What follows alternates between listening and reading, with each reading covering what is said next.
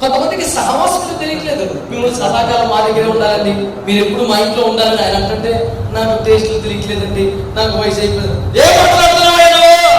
ఒకసారి ఒక Christian IAS officer వరంగల్లో ఒక చోట వాక్యం చెప్తుంటే విని, ఉమ్మడి రాష్ట్రంగా ఉన్నప్పుడు సెక్రటేరియట్లో 23 మంది ఐఏఎస్ కమిషనర్లకు వాక్యం చెప్పే అవకాశం ఏర్పాటు చేసి నన్ను పిలిచాడు. అసలు గారు సెక్రటేరియట్లో 1 గంట నుంచి 2 గంటల వరకు 1 అవర్ వచ్చి 1 అవర్లో అరగంట వీళ్ళు భోజనం చేసేలా చూడతారు, అరగంట ప్రార్థన పెడతారు. ఈ అరగంటలో ఓ 20 నిమిషాలు వాక్యం చెప్పచ్చు. ఆ 20 నిమిషాల కోసం మీరు రాగలరా వైజాగ్ నుంచి అంటే రాను పోను ఫ్లైట్ టికెట్ చెప్పి వెళ్ళిపోయి ఇలా సరదా అవుతారా? కనీసం భోజనం పెడతారా? అక్కడ 100 రకాల తనిఖీలు చేయకపోతే గొప్ప. అక్కడికే బయలుదేరి ఎవరంటారా? ఫోన్ చేసి సార్ వచ్చాను సార్ వెయిట్ చేయండి సార్ వైట్ చేసుకున్నాను సార్ 10 గంటలు. ఓకే మాస్టర్ వెయిట్ చేయండి. ఇద్దరు పోలీసులు వచ్చారు. ఆపాదన పరిస్థితి చేసాడు వాడు ఒకరవది ఏమో అడిగి ఆ తర్వాత తీసుకెళ్ళి బొమ్మగారు ఇంకోవాడు లోపల మొత్తం 4 నేను లోపలికి వెళ్ళిపోతే అందరూ 10 సంవత్సరాలు 15 సంవత్సరాలు జిల్లా కలెక్టర్గా చేసిన తర్వాత కమిషనర్గా సెక్రటరీ ఎత్తరాలి మంచి సీనియర్ వాళ్ళందరూ మొత్తం అన్ని 100 చేస్తున్నారు కమిషనర్స్. వాళ్ళు కూర్చోబెట్టాడు. He's my friend from Visakhapatnam పరిచయం చేశాడు. మాస్టర్ని పరిచయం చేశాడు. కొంచెం 4 మాటలు చెప్తాను పరిచయం చేశాడు.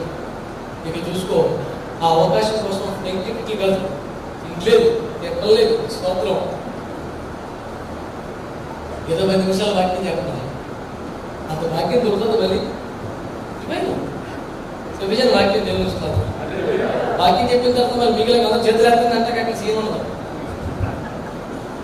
మనల్ని చేతులు అంటే పెట్టేసి లేకపోతారు అసలు కానీ మన వాక్యం నచ్చిందా లేదా, పట్టుకున్నదా లేదా అని తెలుసుకోవడం లోపల. ఇంకా అట్లీస్ట్ మీరు వాక్యానికి వీళ్ళందరూ స్పందిస్తున్నారు అని ఆడినప్పుడు సీన్ ఉండదు. కానీ లోపలేమో ఆరాధన 20 నిమిషాలు ముగించేసి 5 నిమిషాలు ఒక 5 మినిట్స్ మీకు ఒక ప్రార్థన చేయాలనుకుంటున్నాను, చేయమంటాను. ఓకే నేను అందరూ కలుమూస్తున్నాను. గబగబా చేసేసాను. ఏ విషయంలో ఆమె అన్నది. వాళ్ళకంటే ముందు నేనే కలుగు చేశాను. చూడాలి, సగం మంది కంటే ఎక్కువ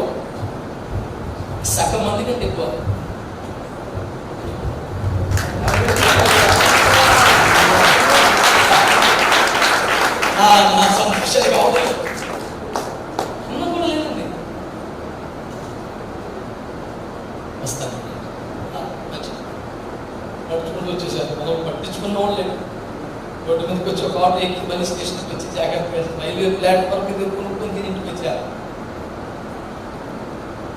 100 రూపాయలు సంతం వచ్చే ఫోటో కాదు. ఇంకోసారి వాళ్ళ ఇంట్లో ఫంక్షన్ అయితే మనం పిలుస్తారన్న గ్యారంటీ లేదు. కనీసం వైజాగ్ వచ్చేవారంత మొత్త అన్నం పెట్టిన దిక్కు లేదు. అయినా దేశం యొక్క ఉన్నత స్థలంలో ఉన్న వారికి వాక్యం పట్టించే ఛాన్స్ వస్తే దాన్ని వదులుకోకూడదు. అన్నం కొనుక్కొని వాక్యాలు అరుదుగా వస్తాయి.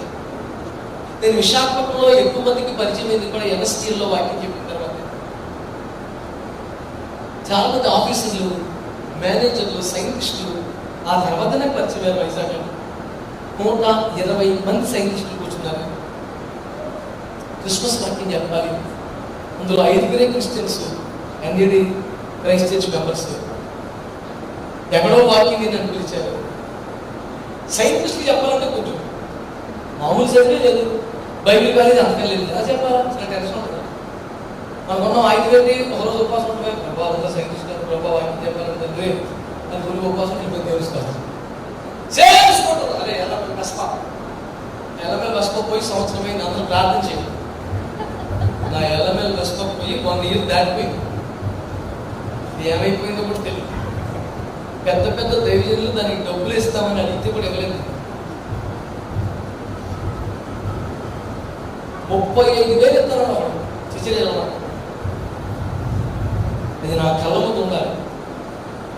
అది చాలా ఉన్నతమైన సేవ చేసింది అని దాని గురించి ఎంతో ఘనమైన సాక్ష్యం చెప్తే అది నా పంపలోంచి పోయి సంవత్సరం దాటి దాని విలువ నాకు తెలుస్తుంది, ఇప్పుడు కాదు. దాని సేవ చేసిన దాంతో వందల ఆత్మలు సంపాదించడం నాకు తెలుస్తుంది. దాని మీద ఉన్న ప్రేమ ఇంకోటి ఇష్టం ఉంటుంది. దేవుడు చెప్పండి, పర్లేదు. అనిపోయిన స్వాతం చెప్తా ఆగలేదా వాళ్ళు ఉపాసం పెట్టి గుడ్లేదు రాత్రి ఎలా మధ్యనా పెట్టు మాట్లాడేది పెట్టి తాగితే అయిపోయావా? ప్రోగ్రామ్ మారిపోయింది. దేవునికి స్తోత్రం. హల్లెలూయా. తినమా ఇవ్వట్లేదు మనోడు. ఓటమయ్యాక ఈ ఉపాసం ఉంటాయి. దేవునికి స్తోత్రం చెప్పండి. నేను అంటున్నాను, మనకు వచ్చిన ఆఫర్ ఏంటి, మనం చెప్పే కారణం ఏంటంటారు? చెప్పు, మొదలు పడతాం. ఫుల్ ప్రార్థన చేసుకుని మా తీసుకుని 2 రోజుల వాక్యం తీసుకున్నారు. ఏ రోజు ఆ కాలము ఆ జ్ఞానుల చేత పరిష్కారంగా తెలుసుకున్నాడు. వీడు చెప్పింది నిజమా అబద్ధమా? ఎవరో ఉత్తరప్రదేశ్ జ్ఞానాన్ని చెప్తున్నాడని తన శాస్త్రవేత్తలను పిలిచాడు. వాడు గ్రంథాలన్నీ చూసి కరెక్టే సారే చెప్పారు. అది పట్టుకొని యేసురాజు ఇంట్లో ఉన్న గ్రంథాలలోనే యేసురాజు గురించి ఉంది. ఆడు చదువుతాడు. ఆడు చదవకపోతే ఆడు శాస్త్రవేత్తలు కూడా దొంగలు అని చెప్పలేదు అని చెప్పారు. ఈ మొత్తం నక్షత్రం దగ్గర తెలుసుదంట అని చెప్పారు. మీరు అంత సైంటిస్టులే కదండి, మరి ఇది చూడొచ్చు కదా అని చెప్పారు. దేవుడు స్వాతంత్రం చెప్పారు. హల్లెలూయా. మొత్తం చెప్పేశారు.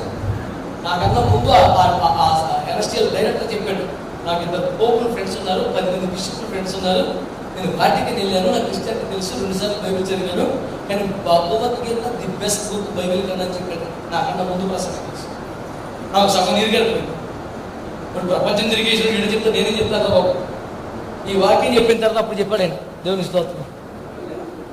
ఈ రోజు నేను ఒప్పుకోలేదు, కానీ yes today I have to confess as Pastor Shastri said, Jesus is God.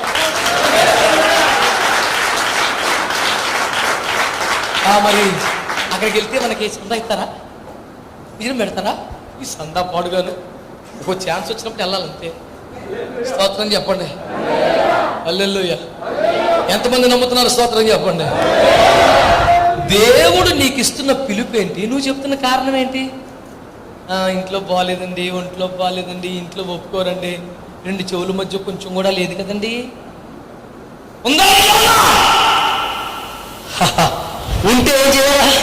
అన్నీ వదిలేసి పరిగెత్తుకుని యేసుతో సహవాసము అని పాడుకుంటూ వచ్చేయాలి. అందరూ స్తోత్రం చెప్పండి. ఎక్కడికి వచ్చేయాలి మనం? యేసుతో సహవాసానికి. స్తోత్రం చెప్పండి. మీరు సదాకాలం పోషిస్తూ వచ్చేయండి అంటే అంటున్నాను. ఉప్పు తినకపోయినా కారం తినకపోయినా రాజుగా పక్కన దర్జా కూర్చుంటే వెళ్ళిపోవాలంతే. స్తోత్రం చెప్పండి గట్టిగా. నేను అదే చెప్తాను, చర్చలో నీకు పాట ఇచ్చారా, ప్రార్థన ఇచ్చారా, స్టేజీ ఇచ్చారా, అమ్మాయి ఇక్కడ సహవాసం దొరికిందా? 1 కోటి రూపాయలు. నీకు ఏం చేయాలో తెలుస్తుంది. నీకేం చేయాలో తెలియట్లేదు. ఈ రోజున దేవుని వాక్యం నీతో మాట్లాడుతున్న సత్యం ఏంటంటే, ప్రభు నీకు బోధిస్తున్న పాఠం ఏంటంటే, ఇంత మంచోడు, ఇన్ని మేలుడు చేసినాడు, రాజుగారిని పోషించినాడు, ఇంత ఘనమైన పరిచర్యలు చేసినాడు, సహవాసానికి రమ్మంటే మాత్రం రాట్లా. సహవాసానికి రమ్మంటే మాత్రం రాట్లా.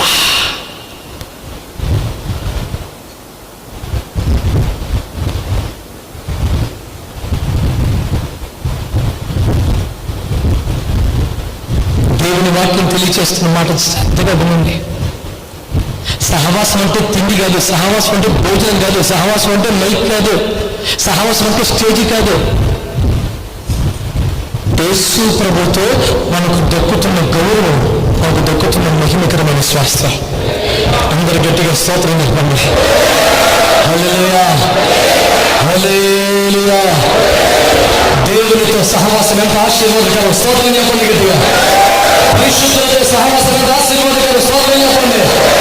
దైవజనులతో సహవాసం ఎంత ఆశీర్వాదకరం. స్తోత్రం చెప్పండి.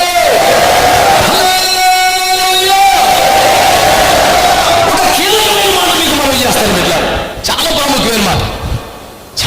ప్రాముఖ్యమైన మాట, చాలా ప్రాముఖ్యమైన మాట. సింపుల్ చెప్తాను. అబ్రహాము ఒంటరిగా పిలువబడ్డాడు అనండి, చెప్పాలి గట్టిగా. ఒంటరిగా పిలువబడ్డాడు. ఈ పిలువబడ్డటువంటి అబ్రహాంని జాగ్రత్తగా గమనించండి. తన భార్యను ఒక రాజు అపహరిస్తే, దేవుడు అతనితో మాట్లాడి అతన్ని గద్దిస్తే, జరిమానాగా తన మీద తానే విధించుకుని దాసదాసీలను, వెండి బంగారులను, పశువులన్నీ పట్టుకొచ్చి అబ్రహాం గారికి ఇచ్చాడు. ఆ దెబ్బతో అబ్రహాం గారు ఐశ్వర్యవంతులు అయిపోయాడు. ఆమె ఇప్పుడు జాగ్రత్తగా నా మాట వినండి. ఇలా అబ్రహామునకు సమకూర్చబడిన వ్యక్తులలోనే ఒకడు ఎలియాజరు, ఒకడు హాగరు. ఎలియాజరు ₹1 పాయింట్ కరెక్ట్గా పట్టుకోండి. ఇప్పుడు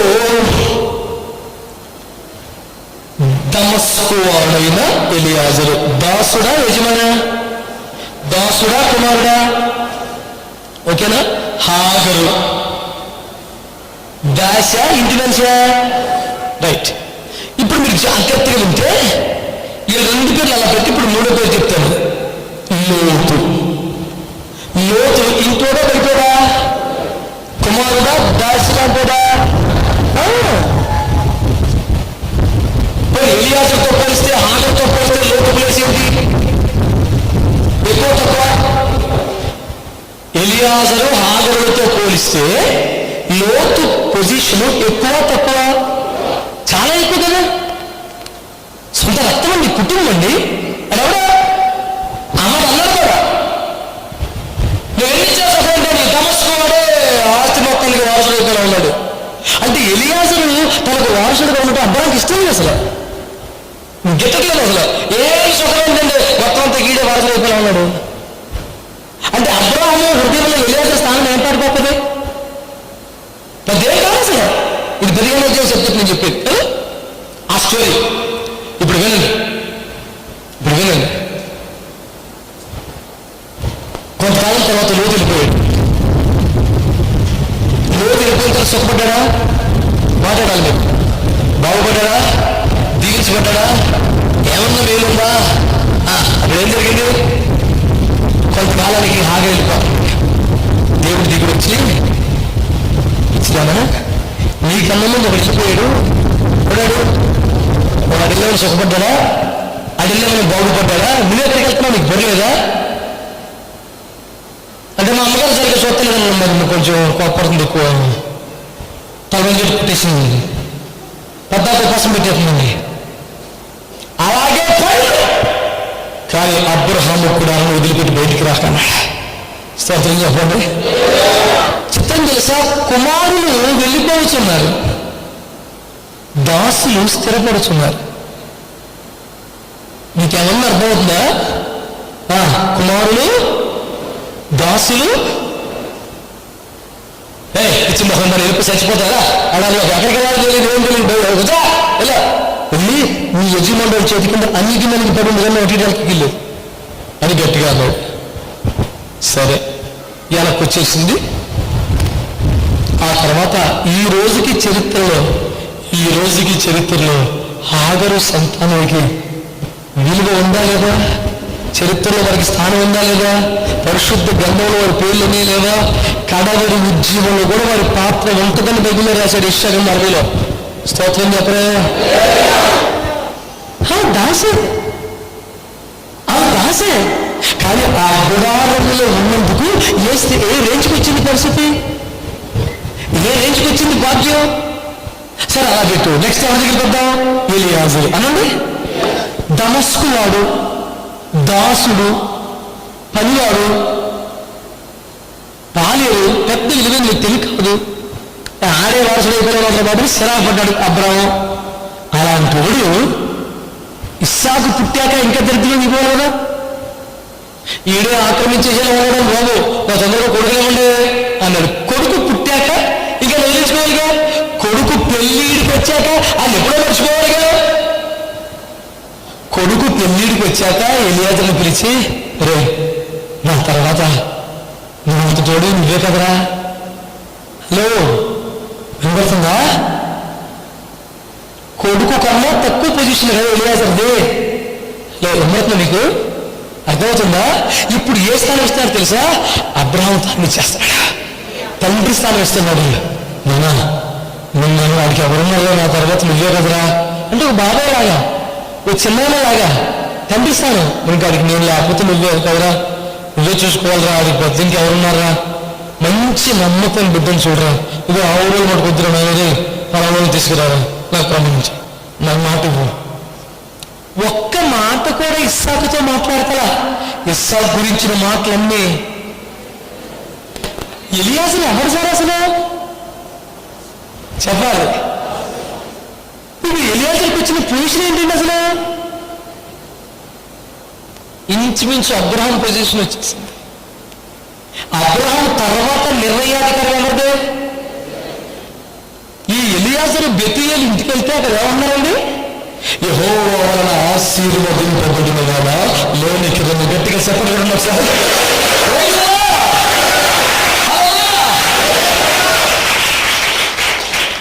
Such a statement was not given to Abraham and even Isaac. It was a statement given to Eliezer. ఈ అద్భుతమైన మాట అబ్రహామునకు కానీ ఇస్సాకు కానీ పలకబడలేదండి. యెహోవా వలన ఆశీర్వదింపబడిన వాడా లోనికి రమ్ము, బయట నిలువ నేల అనే మాట దేవుడు అబ్రహాముతో చెప్పించిన మాట కాదు, ఇస్సాకుతో చెప్పించిన మాట కాదు. పాలేరుతో, దాసుడితో యెహోవా వలన ఆశీర్వదింపబడిన యజమానిని దాసుడా అంటే కూడా కరెక్టే.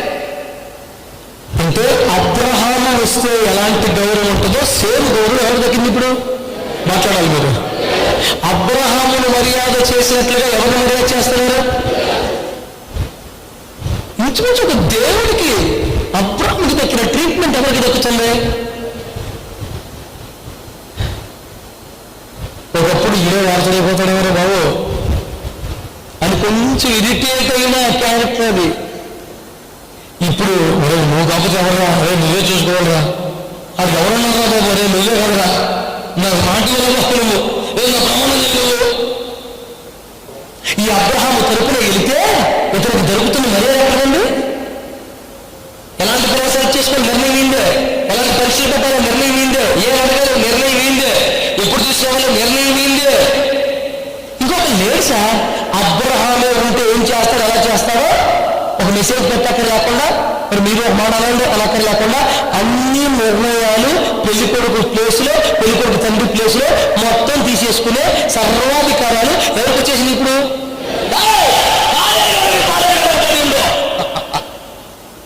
లేదండి, పోసి ఎక్కడ వచ్చేసింది? తండ్రి స్థానం వచ్చేసింది.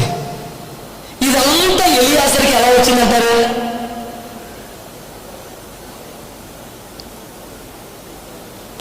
కుదురుగా ఉన్నాడు సహవాసం అంతే.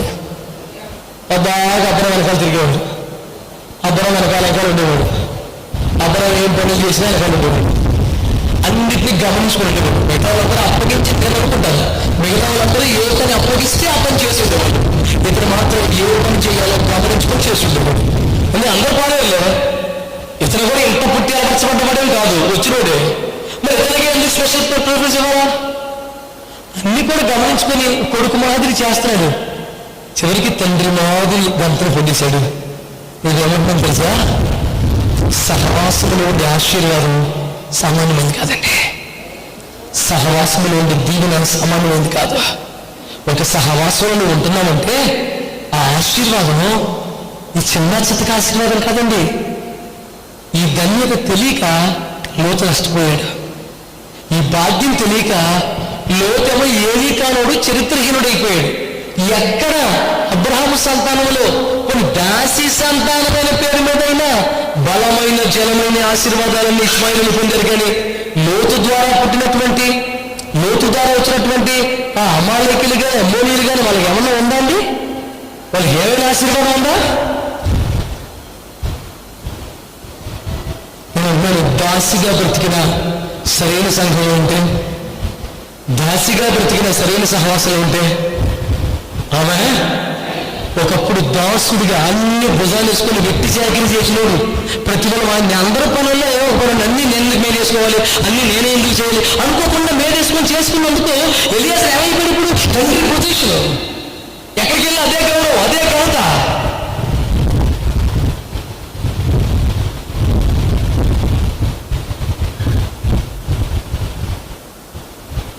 నా సందేశం చాలా స్పష్టం. తన సహవాసానికి పిలిచాడు మనల్ని. నిజానికి చాలా మంచోడు, ప్రేమ కలిగినోడు, దాతృత్వం కలిగినోడు, దైవజనుడు ప్రేమించిన వాడు బర్జిల్లై. కానీ ఒక తెలివి తక్కువ నిర్ణయంతో చరిత్రలో లేడు ఆయన.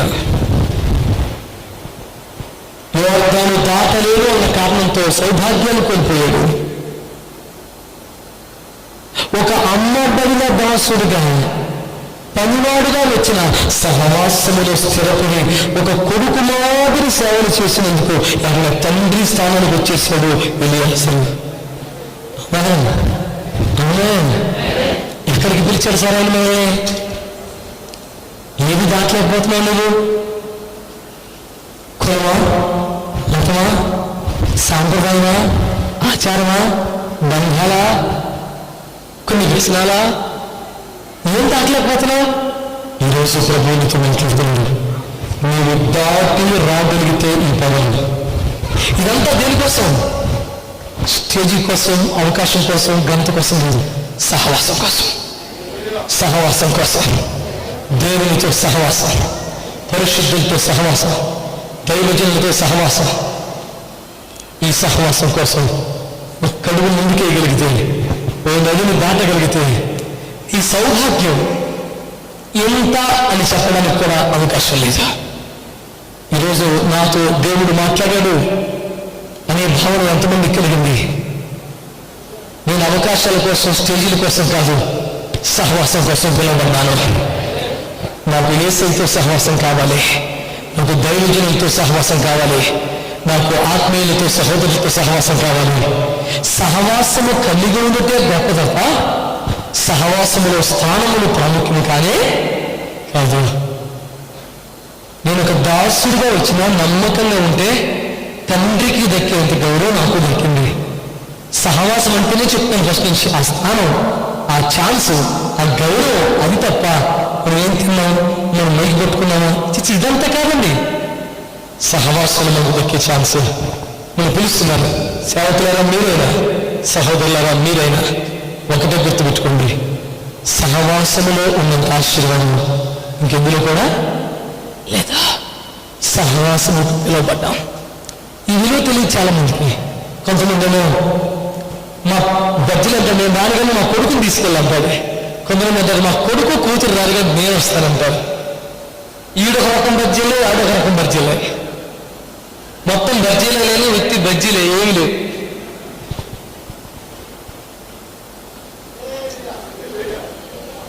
బజ్జీలో ఈ ఛాన్స్ కోల్పోయాడు.